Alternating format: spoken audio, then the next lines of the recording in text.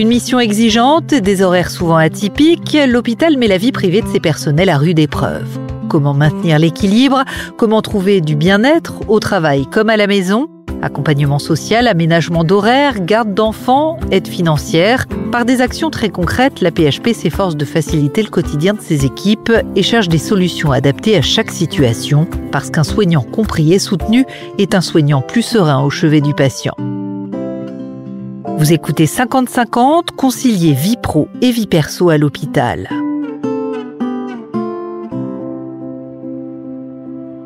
Parce que leurs études sont longues, les jeunes femmes médecins qui débutent leur carrière prennent des responsabilités importantes au sein de l'hôpital vers la trentaine, un âge où elles peuvent aussi avoir envie de fonder une famille. Sur des postes souvent très spécialisés, avec une importante charge de travail, elles deviennent assez vite irremplaçables au point de redouter une grossesse de peur de désorganiser leur service.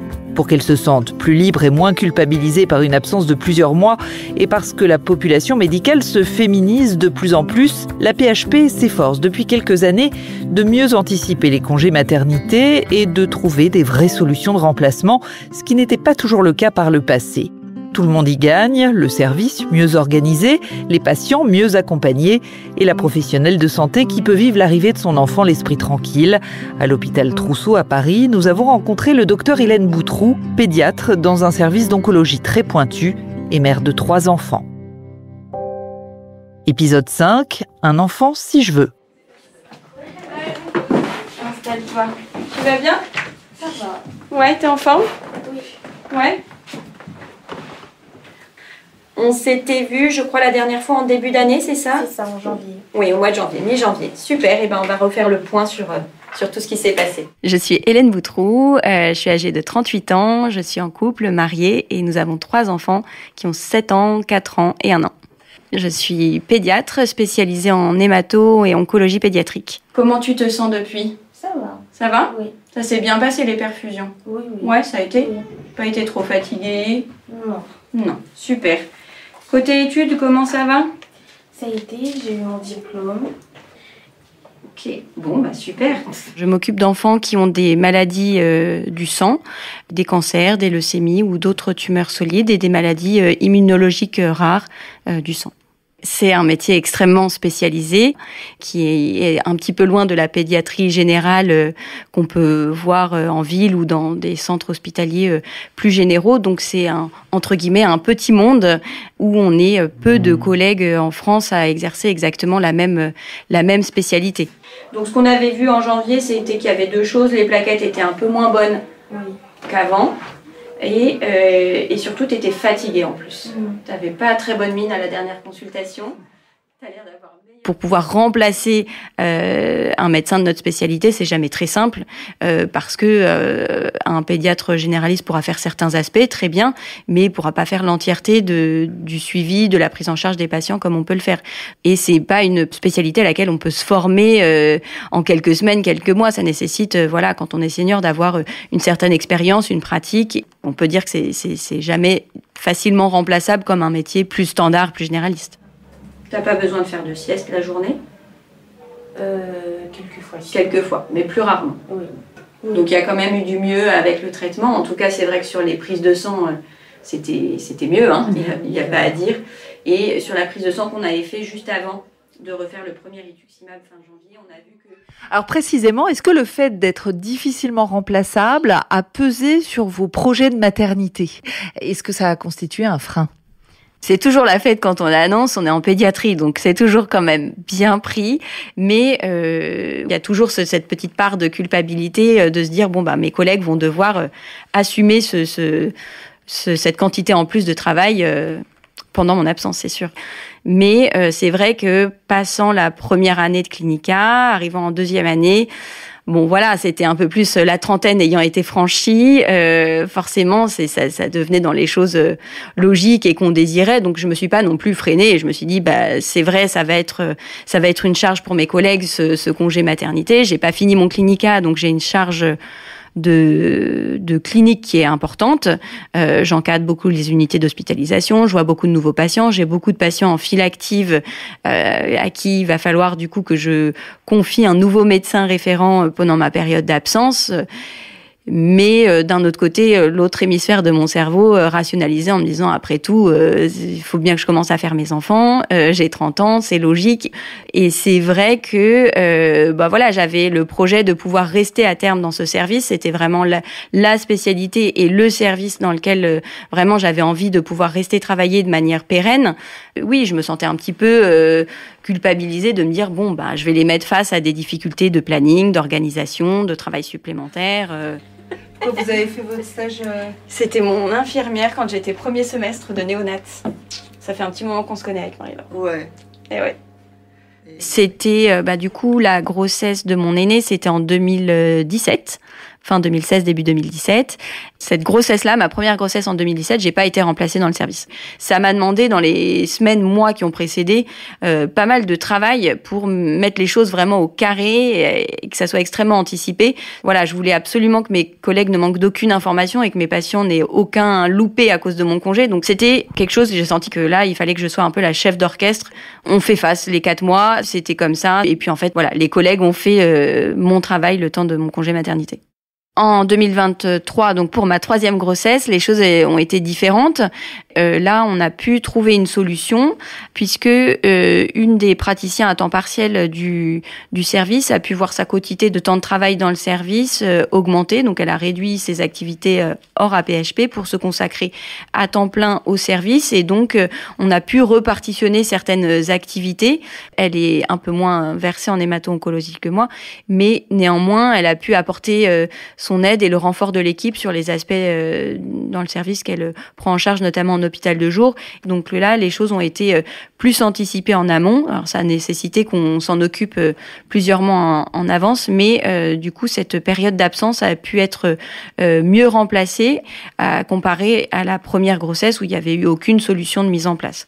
Ça a été beaucoup sous l'impulsion d'Arnaud Petit, notre chef de service, aidé effectivement par la DRH de la PHP, qui, je pense, a plus à cœur les années passant et les mentalités se faisant sur le congé maternité, de pouvoir aider les services.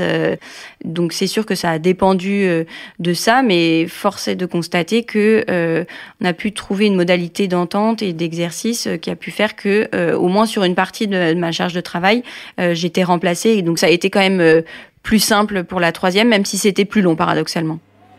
J'ai bien appris à donner le biberon. Hein. Ouais, j'ai été formée. T'as bien été formée. C'est parce que j'ai été si bien formée au biberon que j'ai fait 3 enfants derrière. C'est parce que quand tu passes en néonat, après... Vous l'avez mieux vécu? Vous pensez que c'est mieux pour les patients, déjà? Est-ce que ça a changé les choses aussi pour vous? Ça m'a permis de partir plus détendue, de me dire que je ne partais pas complètement non remplacée comme au premier congé. Donc je savais que sur certains aspects, chacun de mes collègues avait des missions qui leur seraient un peu rajoutées, des consultations en plus. Mais oui, ça détend de se dire, bon voilà, il y a quand même quelqu'un qui va renforcer l'équipe le temps de mon absence et je laisse moins l'équipe en difficulté. Je pars plus tranquille de savoir qu'on a pu trouver une solution au moins partielle. Et ça, c'est sûr que ça repose un petit peu l'esprit pour les collègues parce qu'on a toujours tendance à se dire voilà, les pauvres, comment vont-ils faire, même si voilà, c'est légitime d'avoir un enfant, c'est plus simple et plus serein de s'arrêter quand les choses sont bien planifiées sur la période où on n'est pas là. Je pense que l'hôpital fait le même chemin que la société en général. Je pense que ça, progressivement, c'est mieux admis. On sort un petit peu de l'ère, voilà, où les grossesses étaient calculées, tues ou alors carrément réprimées. Je pense que chacun a plus à cœur d'avoir la vie de famille qu'il souhaite mener sans se freiner complètement, en sachant que peut-être on va essayer de mettre des choses en place pour faciliter la période d'absence, mais de toute manière, c'est sûr que la société évolue dans ce sens-là et voilà, les grossesses ont beau être un peu plus tardives, elles arrivent quand même à un moment du parcours. On essaye de trouver, je pense, plus de solutions qu'auparavant où on se disait bon voilà, c'est comme ça, on va serrer les dents. Et puis, voilà, tout était différent, je pense. Je pense que maintenant, le fait que les grossesses et les arrêts soient peut-être plus assumés, parfois plus partagés aussi entre les hommes et les femmes. Enfin, je pense que les générations antérieures avaient plus de pression et après, selon les personnalités, se sont plus ou moins réprimées. Mais en tout cas, je pense que c'était plus difficile à l'époque d'aller voir son patron, qui souvent, à l'époque, était... voilà, peut-être moins ouvert d'esprit au fait qu'il allait avoir un congé maternité. Et puis pour les hommes, c'était pas non plus la même perception. Le congé paternité n'existait pas. Donc, aujourd'hui, c'est bien que l'institution prenne ça plus à cœur parce que voilà, même si c'est compliqué, on peut trouver des solutions. C'est pas forcément du remplacement personne pour personne parce que ça existe difficilement dans notre surspécialité. Mais si on peut ramener des forces vives dans le service sur la période d'absence, ça facilite la perception du congé maternité des deux côtés, pour la personne qui part en congé et pour les collègues qui restent dans le service. Allez, viens avec moi. Allez, tu vas essentiellement rester dans les bras de maman. Hop. Hop. Ça va pour garer le carrosse? Ça va aller.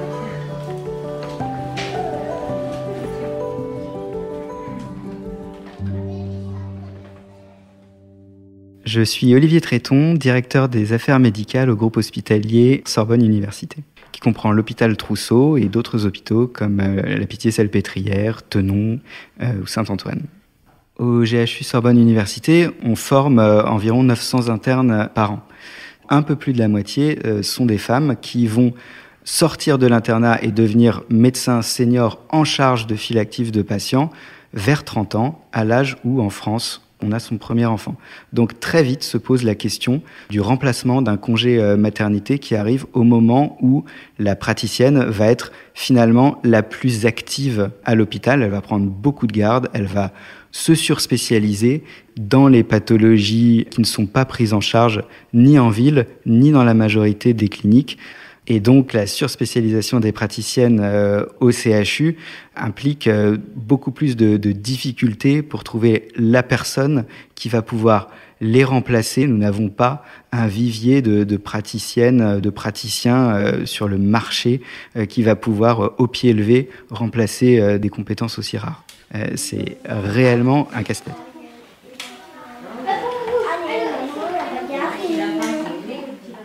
Évidemment, la problématique des congés maternité est très ancienne. Ce qui se passe, c'est qu'avant, une forme d'autocensure des services faisait qu'on n'imaginait pas pouvoir trouver de remplacement et on n'imaginait pas non plus que la direction allait financer des remplacements. Donc, on laissait les services s'organiser, trouver des solutions. C'était inconfortable, très hétérogène. Et depuis 4-5 ans, dans le cadre d'une politique générale à la PHP, nous avons maintenant comme objectif de donner une solution qui sera certainement pas parfaite, mais qui au moins facilitera la vie des services. Donc c'est vraiment quelque chose de récent, lié à l'évolution de la démographie et au fait que la profession médicale se féminise. On arrive maintenant de façon stable à avoir plus de femmes que d'hommes parmi nos médecins.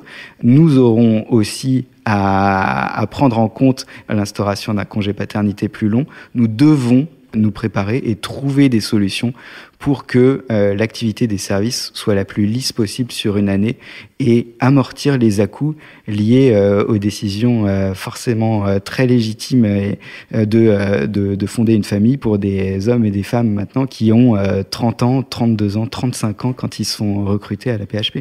De manière générale, en médecine et a fortiori en pédiatrie, on est quand même très en force. Quand il y a un mec, on le remarque. Ouais, c'est vrai, hein. C'est pas beaucoup, hein. Et encore, nous, dans le service, on en a pas mal, parce que... On part d'une situation ancienne où le temps médical, les horaires de travail des médecins étaient beaucoup moins cadrés.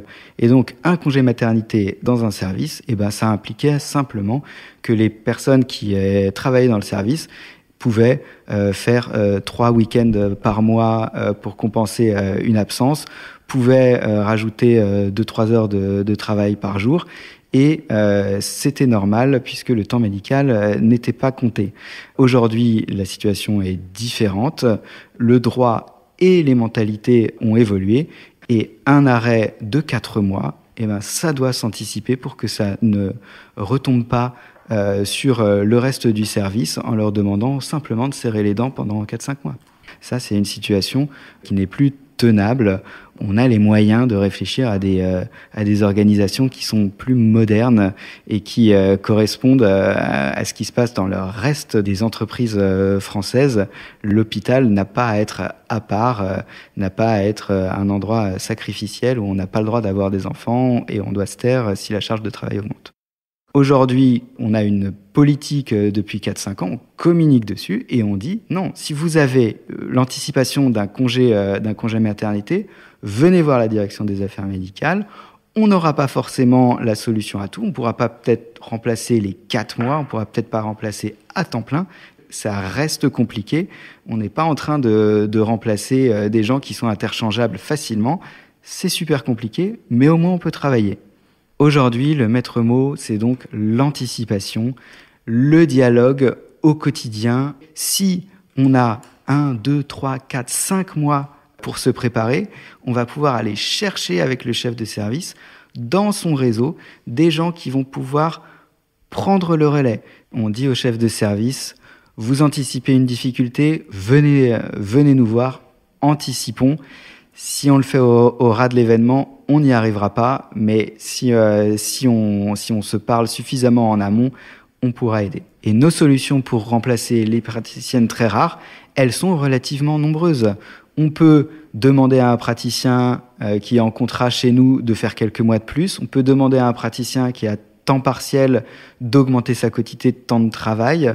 Et on espère qu'avec cette politique qui est mise en place, la culpabilité de prendre un congé maternité baisse et qu'on puisse au final arriver à avoir une vraie conciliation de la vie professionnelle et de la vie privée. On le fait parce que c'est bon socialement et on le fait aussi de façon très intéressée parce que des praticiennes qui sont confortables dans leur exercice, qui n'ont pas peur de faire des enfants, et ben c'est des praticiennes qui sont fidélisées dans nos établissements. Et comme on l'a dit, elles sont surspécialisées, c'est des compétences rares, on veut qu'elles restent. On n'a aucune pudeur à le dire.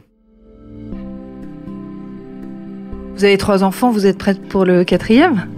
Question joker. Non, le 4e, je pense que là, on s'arrêtera là. 3, c'est déjà mon max. On est bien dans notre famille avec 3 enfants. Mais si un jour l'envie m'en prenait d'un 4e, voilà, faut jamais dire jamais dans la vie.